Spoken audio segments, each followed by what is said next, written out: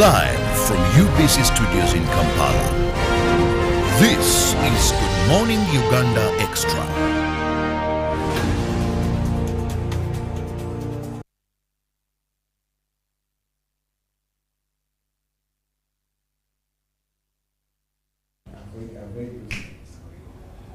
Welcome to Good Morning Uganda Extra, which is an extension of Good Morning Uganda. I'm Robert Chirabonyonyitono. Thank you for being with us right from 6:30. Just a reminder, we are here every weekday from 6:30 till 9. That is Good Morning Uganda, and then an extension, which is Good Morning Uganda Extra, that goes up to a few minutes to 10 a.m. The weather is relatively very friendly. At least if I look, I try to see outside the studios. Now that means wherever you are, hoping you're not late for your final destination or workplace. But just remind you can also forward, rewind at your time of convenience, because we are live on YouTube. So in case you miss any segment, it's not all done and dusted. You can still follow this show. You can still rewind, forward, get the clarifications you need regarding the topics of discussions of any segment. Now, this morning, I want to handle something that relates with the environment. Most of the times, we've had this environment talk. We've had this issue of climate change. You know, when it doesn't rain, someone says, but climate change is affecting us. And you're like, come on, climate change is affecting, when it rains so much, effects of climate change.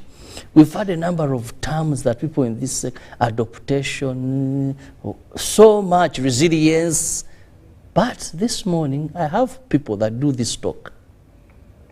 I have people that are concerned about the environment among other stakeholders. And on set, I have a lady and a gentleman who are from, that is the United Nations Association of Uganda. And I have Atuhaire Baseka Patience, who happens to be a member of this association Uganda chapter, and also who happens to be the president, because you can't be a member when you're not a president, the president of the United Nations Association of Uganda chapter. Madam President, yes, sir. How are you? I'm doing well. I'm happy to have you. I'm glad to be here. And excited to hear from you. Thank you. Then on my extreme end, I have a member of the alumni, yes, who happens to be Tulia Hikra, Robert. At least I'm comfortable with Robert. Yes. My namesake. Yes, the other one I don't want to attempt so much. The other one is Tuliachira. Tuliachira. Thank you for mentioning. Welcome to the show. Yes, please. Thank you so much. My namesake, Robert Chirabo, and thank you so much for the good work you're doing at the UBC. You're indeed inspiring Uganda. I'm very glad to be here and to share with our dear viewers about issues of environment and climate change. Now, to begin with, Madam President, ladies first, as long as it's not about a paycheck. Now, when we talk about this, we have United Nations. Yes. Association of Uganda chapter. What is it all about? What do you do? You know, let's get first understand this. The United Nations Association of Uganda, that is also known as UNAO, is an NGO that is affiliated to the UN, that is the United Nations. But we all understand that to be a member of the UN, you need to be a country. And we are not countries. But then the UN also understands that the best way it can reach out to the public, because all its work is within the people, is through engaging the people directly. So that is why it has the UN associations. So different countries that are part of the UN have the UN associations. And all these associations have an umbrella organization known as the World Federation for UN associations, that is WAFUNA. So United Nations Association of Uganda is an NGO affiliated to the UN, and its mandate is to promote the ideals and programs of the UN. Mm. Yes. Now, rightly explained, it takes me to Robert. These two words, for the benefit of our viewer, help us break them down. Environmental sustainability. Yes. And then climate change, because these are going to dominate our discussion this morning. Thank you so much, Mr. Chirabo. Maybe before I even break down the words, allow me to underscore what Patience has just talked about, the issue of UNOW, which is the United Nations Action of Uganda, being an NGO which is charged with the responsibility of, connecting or even promoting the work of the United Nations in Uganda. It was started in 1998 by the visionary leadership of Mr. Baguma and colleagues way back in the university days at Makerere University. And that means that's an organization of about 25 years. And over the years, the UNOW is university-based. It has chapters, university chapters, and that's why you see Patience is the president of Chambogo. And also other universities also have, other chapters. Personally, as an alumni, I am very proud that I was really mentored through the UNOW to be able to understand, first of all, the humanitarian work of the UN, but also now promoting the Sustainable Development Goals, which are the Agenda 2030, which is the UN is really promoting. But also the UFNA, which she talked about, Uganda was privileged to host the first World Federation for the United Nations in 2017 that actually came in Uganda and hosted in Africa. So the UNOW is a very is a robust organization that really bridges, first of all, promotes the work of young people, but also underscores the work of civil society in working together with government, working together with the UN country team, but also working together with the private sector. So that's why we're able to say that we promote this work. But going straight to what you talked about, the issue of environmental sustainability, apart from being the alumni of the UNOW, I am also the Deputy Executive Director of the Environment Shield, which is also a civil society organization promoting environmental conservation and climate action. And indeed, if you've been following part of our work, we have been really at the front line trying to ensure that we promote issues of environmental litigation. We've been involved in courts of law here in Uganda and in the South African Court of Justice. We've been following the, for example, Goma Forest. We are through our lawyers, we are the people who are really trying to push to see that there is conservation of our natural forests. So environmental sustainability just comes from Article 39 of our Constitution, which says that every Ugandan has a right to a clean and healthy environment.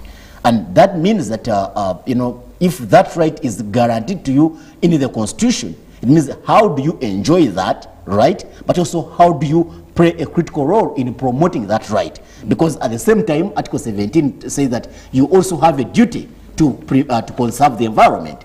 So environmental sustainability in Uganda is anchored, number one, on government institutions, because government has a leading role to ensure that the environment is protected under its institutions. For example, the National Environment Management Authority, which is NEMA, created by the National Environment Act, but also other institutions like NFA, which is the National Forestry Authority, Uganda Wildlife Authority. So the aspect of environmental sustainability forms the bedrock of what I talked about, the Agenda 2030, which talks about sustainable development. That for us to be able to undertake any form of development, we must ensure that that development it takes into cognizance of issues of environmental conservation. And that is why the National Environment Act that I talked about has a provision under Section 5 that every project must ensure that it is what we call environmental and social impact assessment. It's a provision in the law that you must undertake and demonstrate how your project is going to affect, first of all, the people, but also the environment. So, therefore, it means that for you to be able to take on any form of development, you must, first of all, ensure that your development goes on, but at the same time observing issues of the environment. So that's why you talk about environmental sustainability. But the other aspect of sustainability is the effect that, yes, we as a generation, because when you look back at, for example, the time of the industrial revolution, there was a lot of surge into issues of industrialization, and there was a lot of emissions. But when you track down over the years, we've realized that there's a lot of emissions going into the atmosphere. There's a lot of biodiversity loss, where a lot of destruction of the environment has taken place. So the aspect of sustainability is the effect that we as a generation, how do we enjoy our environment? How do we enjoy our environmental resources? But in a sustainable manner, so that the generation to come, the patients is when they come, they also can enjoy these resources. Now, in a sustainable that will way. explain. Let's look at climate change. Yes, and of course also climate change directly connects with environmental sustainability, because climate change is just, and of course some people think that this is just a new phenomenon, and you've said in your opening remarks that we've had this talk. It's not a talk, but it's a reality that you have a situation that because of over the years there has been persistent and consistent change in the weather patterns, occasioned by the effect of what we call the greenhouse gases, because the aspect of climate change is that it is as a result of increased global warming, due to the depletion of the ozone layer, but caused by what we call the greenhouse gases. Now, for the viewers, if you talk about the greenhouse gases, you're talking about issues like, for example, like methane, carbon dioxide, sulfur dioxide, the chlorofluorocarbons, all those emissions that go into the atmosphere, and they are tampering with what we call the global temperatures, and to that effect actually causing what we call the global warming. Because once the heat, because you see the earth is covered by what we call the ozone layer, and the ozone layer helps that once the heat goes off the surface and it reaches the atmosphere, it can be able to evaporate. But once the ozone layer has been affected, it means now that this blanket that covers the earth, the heat remains on the earth and now causes what we call the global warming. So that is what has occasioned this rampage of climate, and we've seen all these widespread climate-related disasters, not only in Uganda but also globally. The issue of wildfires, the issues of where we are having small island states that are sinking. Because you see, let me tell you something. When you look at the water cycle, after evaporation has taken place and you have a solidification in the atmosphere, the rain you're supposed to be receiving, let's say like in maybe like in a month, it can pour within 1 or 2 days, and you have all these catastrophes. Bridges are washed down. You have all these climate-related disasters. And of course, here in Africa, especially in the global south, we are more vulnerable to effects of climate change because, number one, because of poverty. Number two, because of lack of resilience. You are talking about terms like adaptation, mitigation, and nature-based solutions, which I will talk about later on. But the challenge we have here in the global south, especially in sub-Saharan Africa, is that we don't have the resilience, we don't have the capacity to actually withstand some of these climate-related disasters. Which is very unfortunate. And that is very, very, very unfortunate. And Yes. that is why you see there's a contestation between the global north and the global south divide, where the people in the global south, we are saying that the people in the global north caused this kind of emissions that have caused this climate change. Well, I'll be getting back to you, Robert, shortly. Allow me now bring in Patience here. Robert has who've given us a whole talk, I must say, in a short of a period, regarding effects, impacts, and all that. But one thing that I want to know is, how do you create awareness? How do you pass on this information? Because the likes of Robert, because they have been in this environment, they seem very updated. Not saying that those that mess with our environment, most of the time it is ignorance, because it's very hard for a poor man to construct in a wetland. You don't have the resources. It is the Roberts that have the money that can have the Maram trucks. No, not me, not the means. And all these to, very sand, then Yes. put it there, then have those strong structures. The poor can only plant yams, and with 2-3 bullets fired in space, they run forever. But the rich are very hard to do that. So how best can we promote awareness within the bigger the bigger population? Well, what we are trying to do right now is we engage them. You realize that when you are to keep something, maybe it's a group keeping funds, you keep the funds with a thief so that they are now sort of scared that once I do something, everyone is watching me, everyone is. So this is what we are trying to do. We are trying to create partnerships with institutions, the bigger institutions that are more likely to try to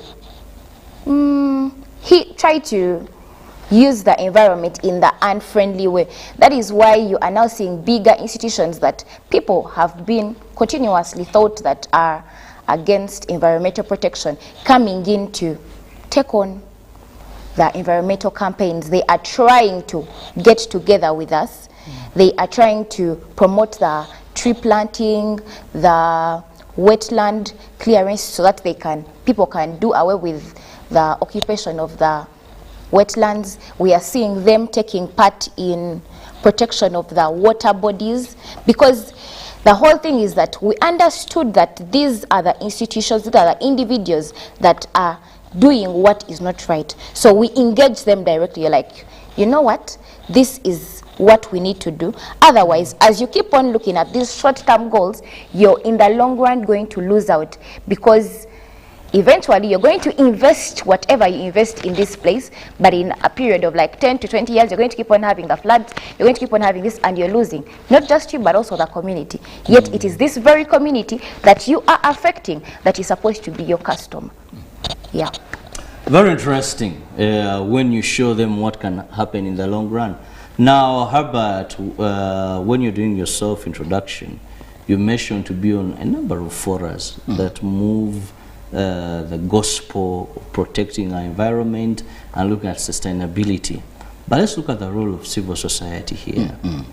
When you move around, you see a number of posters, number of signposts, actually, indicating Uganda environment this, Uganda, so many NGOs all over the place.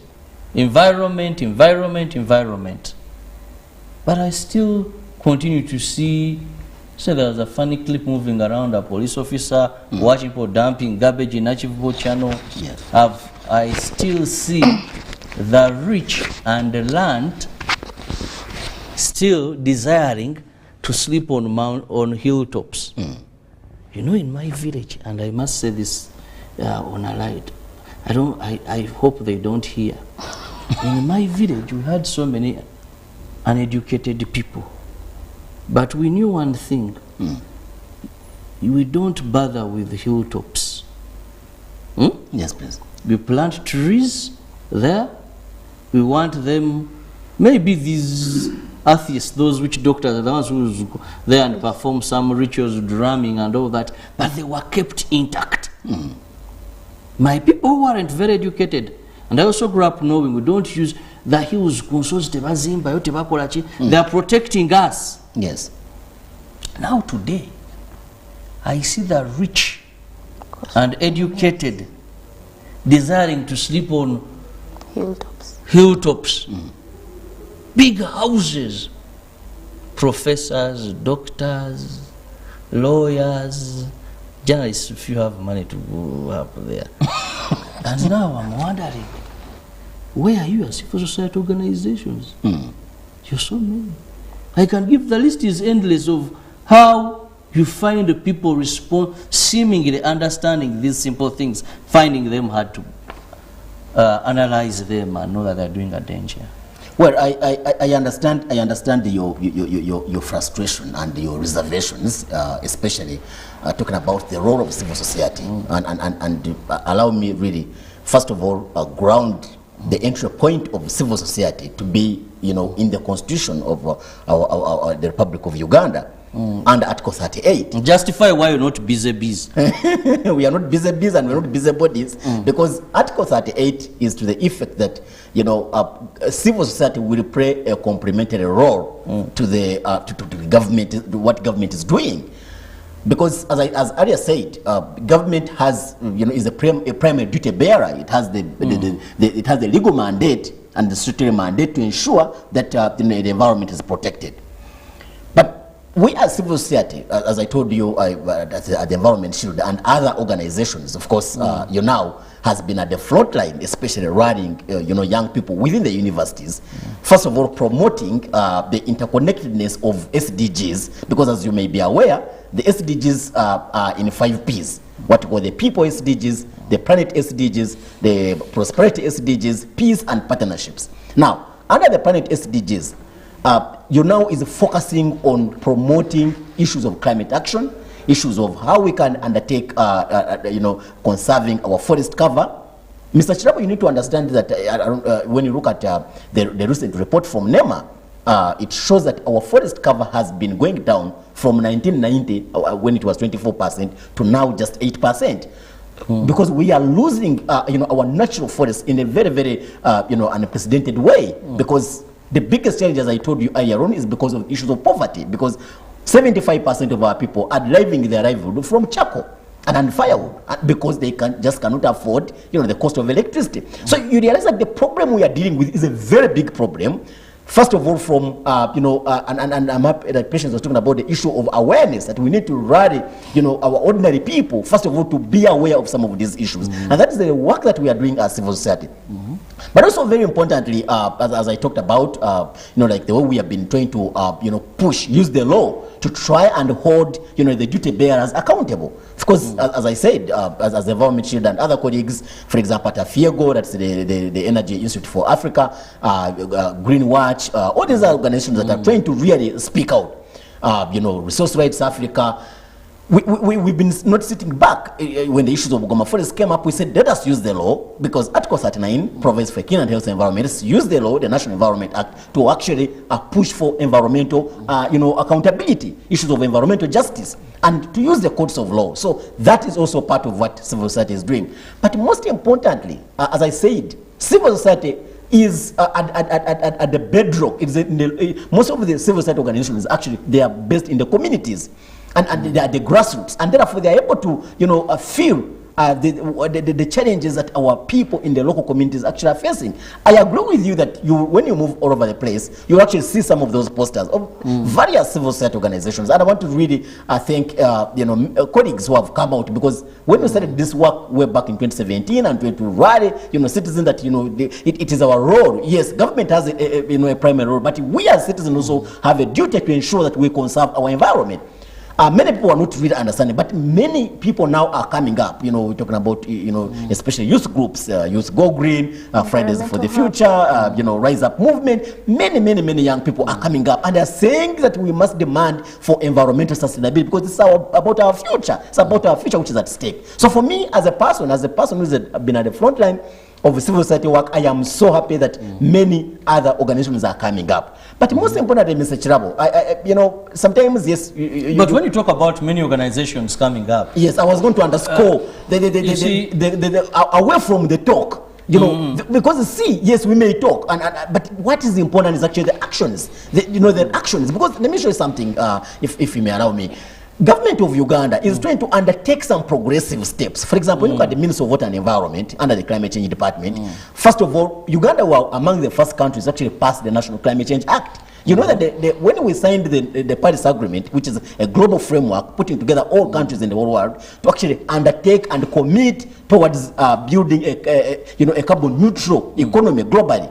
Uganda was represented by the Prime Minister then, was the Honorable Ndugurakana Rugunda, and in the framework there is a provision that we shall be able to domesticate the provisions of the Paris Agreement, and Uganda passed the National Climate Change Act in 2021. The President signed it into law. But also, recently, the Climate Change Department has pushed what we call the National Determined Contributions, which are the voluntary commitments on how we are going to reduce our greenhouse emissions. And indeed, when you see it's called the NDC framework, we have committed ourselves that as a country, we are going to reduce our greenhouse gas emissions up from 22% to 24.7%. So you see, that's a very serious ambition that government is undertaking. And despite the prevailing comprehensive legal framework that we have, the legal and policy framework, it shows that we as a country, we must be deliberate in how we are going to move. You saw, Mr. Chirabo, the other day when the budget was being passed, the Ministry of Water and Environment had issued a certificate of how the budget is climate responsive, how it is compliant to the provisions of climate change. And indeed, it was given 60%. What we as civil society are going to do is to ensure that these, the landmarks, the climate proofing that was provided, that the budget conforms to those parameters. So as a civil society, we have a role to play. Of course, the challenge we also have, I must say this, is that usually we are misunderstood. When you come out and speak very aggressively, very strongly, government sort of like misunderstands you and thinks that you are basically either fighting government projects or you're even fighting government directly. Yet we're actually raising the issues. When you look at, for example, our people in the local communities, I want to give you the numbers. 67% of our people are still stuck in subsistence farming, who are just using the present Hand hand hoe, and they are nature dependent, that they are only waiting for rain for them to be able to carry out the agriculture. And indeed, what we have recommended is that since government is focusing on bringing 39% of our people outside the urban economy through the parish development model, we should use the same opportunity to sensitize and create robust awareness within the local communities to see how they can, you've talked about settlements, how they can settle in a guided way. I have been reading a report from Bududa. Bududa is also threatening to again bust, burying our people. So we need the government to be to do what we call an integrated approach. Such as we run, interventions like, for example, the parish development model, the operation awareness creation, the NADS. Every step of it to integrate environmental. Well, education. At that, I'll be going for a very short break. Robert has so much still to discuss when it comes to environment. Of course, not forgetting patience as well. How can government integrate issues of environment in the various projects that government has? Youth livelihood, parish development model, NADS, to mention but a few. I'll be right back in the next few minutes. Live from UBC Studios in Kampala. This is Good Morning Uganda Extra.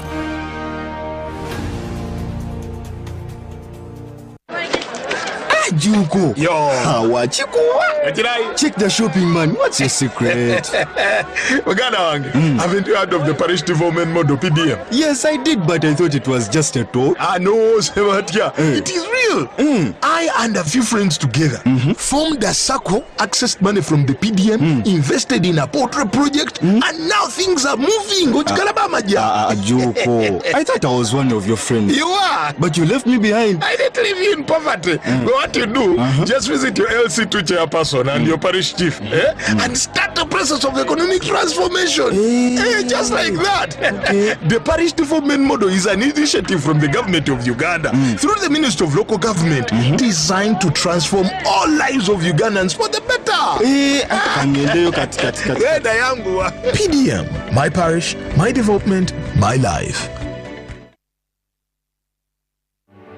In fulfillment of the constitutional obligation, which mandates the state to make reasonable provision for the welfare and maintenance of the aged, the Ministry of Gender, Labour and Social Development is implementing the Social Assistance Programme for Empowerment, SAGE, designed to provide income security and reduce poverty among older persons. Over 300,000 older persons in 146 districts in Uganda have benefited from the grants. The income security has made life better for eligible older persons aged 80 years and above, registered with the National Identification Registration Authority, NIRA.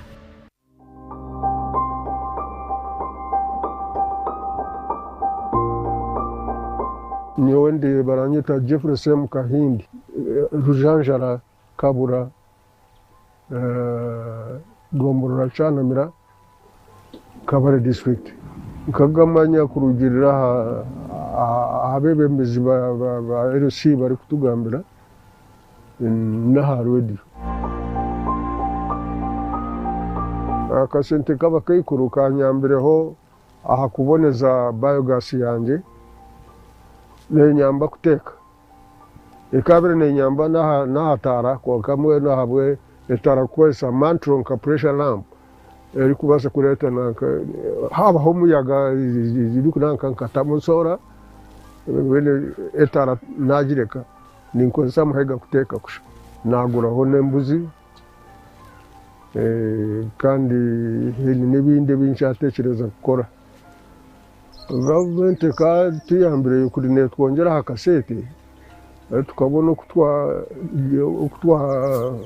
shashura n'abakozi ubuyambe bwa government twire ni tubacira kandi tushemererwa konka twenda cyokuberekira basika batwongereho. This is a message from Expanding Social Protection, ESP, implementing the program under the Ministry of Gender, Labour and Social Development. ESP, better life chances for all.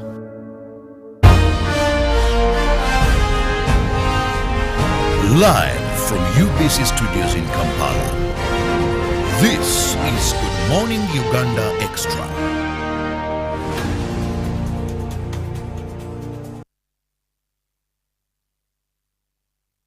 Welcome back from that break, and thank you for being with us on UBC TV. It is Good Morning Uganda Extra. Every morning we are here. Don't forget to make it a date with us from 6:30, and there is so much interesting. A talk yet very informative. Please, we are sure you'll be with us tomorrow. And then we come for this extension, which is Good Morning Uganda Extra. I have a very interesting gentleman, very passionate about the environment, and that is Robert. But also equally, I have a very interesting young lady, very passionate about issues of the environment, and that's Patience, with whom we are looking at that is environmental sustainability and climate change. These are things that are dominating global discussions. Everywhere you go, the world is awake to the fact of climate change and environment sustainability. I don't know any international forum I've been to or have followed and the environment is not an issue of late. It's something, it's a time bomb, it is, and of course, not forgetting that we have witnessed, you know, when Mother Nature speaks, she's very rude. Very rude. When you ask people that have been affected by floods, when you ask people that are being affected by currently the heating, people that are dying because of heat, of the heat waves. You can't move, or you feel hot, you're burning until you're gone. Now, this is why this is a very big talk. But remember, it is us, our activities, that are causing these problems. And more of people who are affected are the women. When the soil, when you have floods, the mothers suffer more than the girl child. They can't cultivate the garden. When it is so much rain, yes, men can take off and be of help. But in these flood issues, the mothers have the children. In majority of families, they have to fend for their families, doing garden work. So I want Patience to take us through the role of women first in ensuring environment sustainability, but also bring out the plight of how this affects them. So we understand that in the African culture, because we are Africans, that women are literally the backbone of the family, because the father will lead, he will head, but the mother will do most of the work. So the mother is doing the grooming of the children and the community. So it is basically upon the women of Uganda, which you also understand that the females take the biggest percentage of the people, the population of Uganda, that it's the women themselves. We as women have to come up to the front and groom our communities in line with protection of the environment, because it's easier to hear the female voice. That is why you're now trying to see that there are very many platforms trying to bring women together in this fight, like women in climate change. We are trying to get together to see that, to help you understand, even the women that are down there, the females that are there, not understanding these things, saying that, oh, those are things for people that have studied or something of that kind. It does not affect just we who are well informed about the effects. The woman down there understands that that too much sunshine is going to affect me. I need to have food for my family, because the absence of this is going to even lead to domestic violence. That these climatic changes are going to lead to issues. You're hearing issues of the increase in cancer and all that. But you're seeing that this is partially as a result of the increased temperatures, that these ultraviolet rays are affecting our skin, and at the end of it all, you're seeing the high rates of cancer. You're seeing that changes in the environment are also affecting menstrual health. that there is going to be lack of income, and the lack of income is going to create issues, things that look so small, like the lack of the sanitary towels and all that, yet these things are making the women and the girl child prone to very many things. You're hearing issues like in the Busoga region where girls are sleeping with men to get sanitary towels, and at the end of it all she is pregnant, and that is almost problem after problem. exactly problem not even solved, because what are the sanitary towels going to help you with, yet you're now pregnant. So no matter who it is, at whatever level it is, climatic issues affect them. And then take a look at the women. Uganda's average age is 17 years, right? And majority of the young people try to ignore these things. They're like, those things are for people that have money, forgetting that we as the biggest body, the majority of the people in Uganda, if we put our hands together, even without the money, even without the resources, our voices can do something great. We can, because when the government is not going to ignore a large population of people that are trying to speak something, but then we find ourselves most of the times trying to, I'm going to, like the common term used in Kampala, kuyiriba. I'm going to look for a way of hustling and trying to survive, not knowing that I can actually protect my environment as I get income and survive. Because we are seeing people that are doing projects that are in line with environmental protection, they're getting the money and they're doing the community good. You are seeing that you're doing the plastic recycling. I know of an individual that has sort of like a mold. They put together, they separate. The only problem they have is they separate the different, they usually separate the different types of plastics and then mold them into different furniture. And then this is something very beautiful, and they are protecting the environment. You're seeing people that are constructing houses with bottles, doing fashion with the different plastics. This is a way that youth are trying to come up as they are trying to have their economic status change. They are also trying to do good to their community. Yeah, and also the betterment, the improvement in agriculture. A number of young people are coming up to see that we are doing the agriculture in a way that is sustainable. We are trying to do the irrigation. You know, we don't have the money, but we can, smart agriculture. So that we can better our environment without affecting what is coming for the future. Well, Robert, we've talked about civil society, we've talked about government, but I want us to look at the private sector. If we are to achieve environmental sustainability, yes, the private sector must be able to understand this and move in the right direction. Thank you so much, Mr. Chirabo. I agree with you entirely that you know, we can't sustainably have this conversation and also make progressive pro-climate actions without really having the private sector on board. That is a given, because first of all, globally, but also here in Uganda, you know, because of liberalization, economic liberalization, but also the private sector-led economy, where you find that the private sector is playing a key role in ensuring that, first of all, there's economic development, but also at the heart of it, you achieve what you call sustainable development. It is true that the private sector is very, very important. And the good thing that, for example, in Uganda, the private sector is organized under the Private Sector Foundation. Uganda, then you have the Uganda Manufacturers Association. So I think it speaks to what you earlier on, noticed, said that we all must work together. And indeed, I want to agree with Patience that when you look at, for example, key sectors of the economy, as when we look at the NDP3, which is the National Development Plan, it factors our economy into the 5 key areas, especially looking at issues of infrastructure, the ICT, creating ICT as a backbone. But you also see that if we are going to achieve sustainable development, then it means that now we must prioritize issues of environmental, safeguards and environmental standards. Now, how does the private sector come in? The struggle that we have been involved in, the run-ins that we've been involved in, is largely with the private sector. Because, you see, the challenge we've been having is that private sector is motivated largely by profit. For them as a business people, they are so much focusing on profit.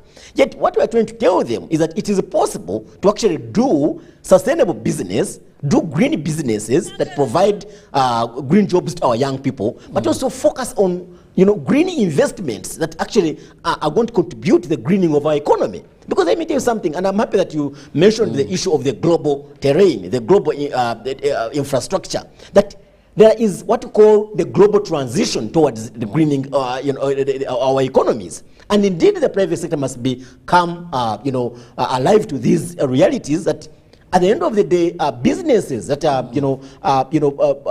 removing carbon dioxide from the atmosphere, those businesses actually are likely to be businesses of the future. And we would like to rally our private sector in Uganda to actually be able to tailor their business models on that line. But also, most importantly, you've been seeing, for example, our wetlands. We talked about the issue of the wetlands, how they're being encroached on.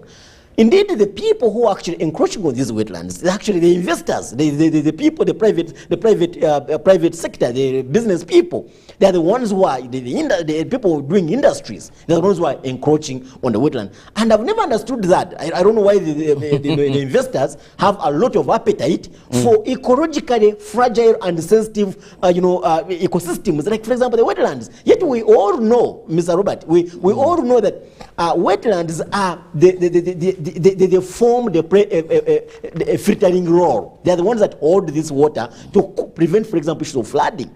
So we'd like to see that, and irrespective of the fact that the law says that there should be environmental and social impact assessments, most of these investments, they don't really observe some of these guidelines. So we think that, as you said, we need to, first of all, look each other in the face and appreciate the challenges we are facing right now. That once these climate-related disasters sweep the countryside, all of us are going to be affected, irrespective of the rich, the poor. It's the most unfortunate thing that the most vulnerable of our people in the communities are the ones that are affected most. Yes. You've talked about the women, the girls, people with the disabilities, the youth, the poor. Those are the ones that are affected most by these climate-related disasters. So the private sector is very important. But most importantly, allow me also to talk about the other opportunity that is within the climate change discussion. Because, yes, while it is very important we talk about the climate-related disasters and all that, but also we should observe that there are some opportunities that we as a people, as a country, especially our young people, can be able to leverage on. For example, when you talk about, as I said, the opportunities of green innovations. When you look at, for example, the terrain of the energy transition, she's been talking about our young people who are undertaking, for example, issues of plastic recycling.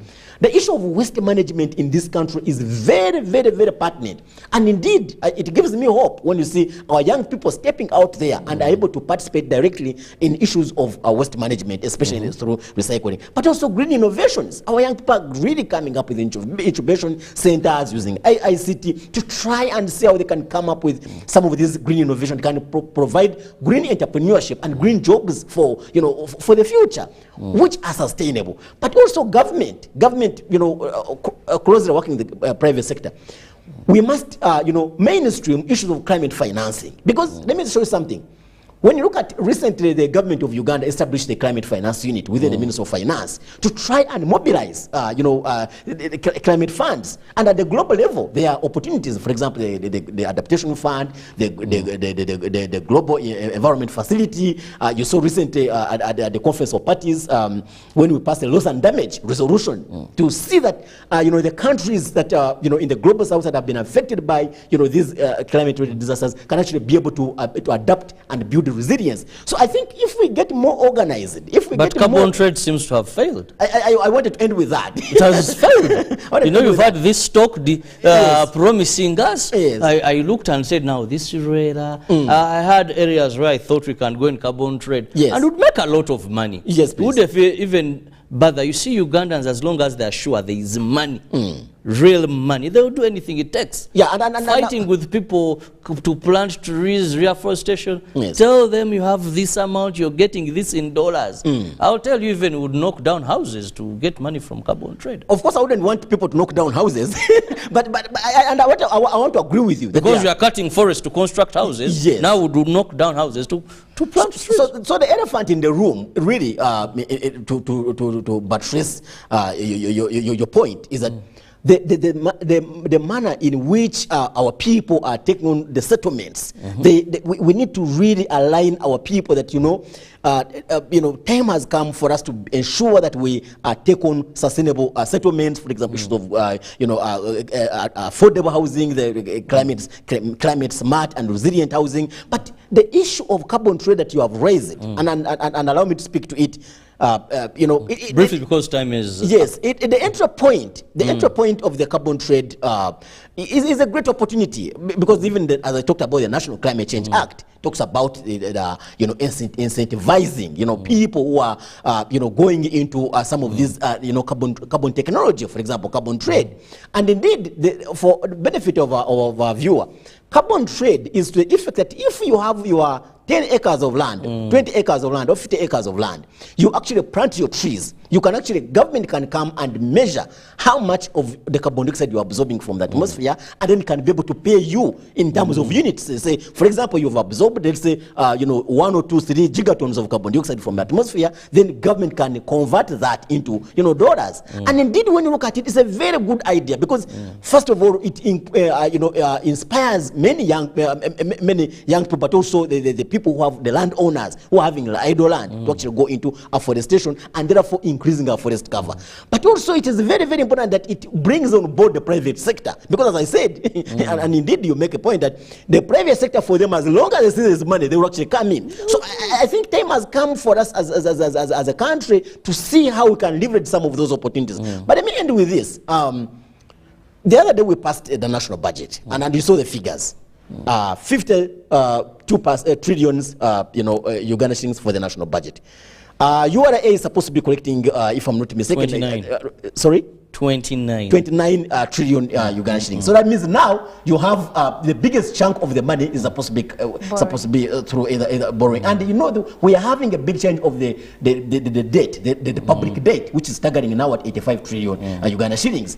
So now, once you are alive to these realities, and of course, as you know, the situation of our people, naturally, in the communities, most of our people are really not doing very well.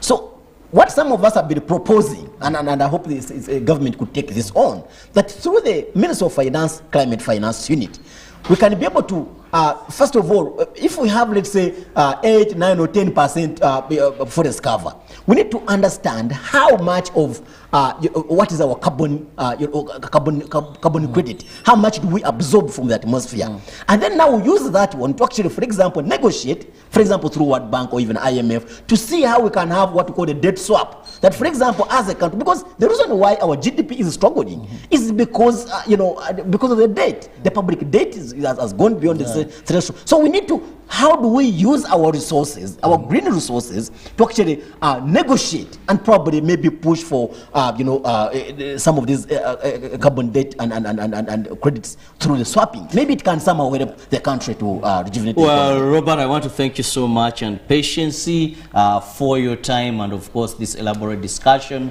regarding environmental sustainability and climate change.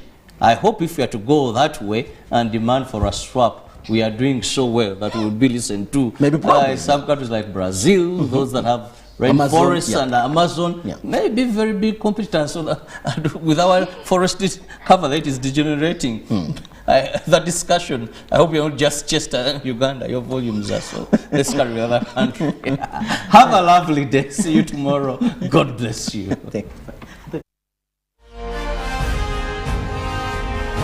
Live from UBC Studios in Kampala.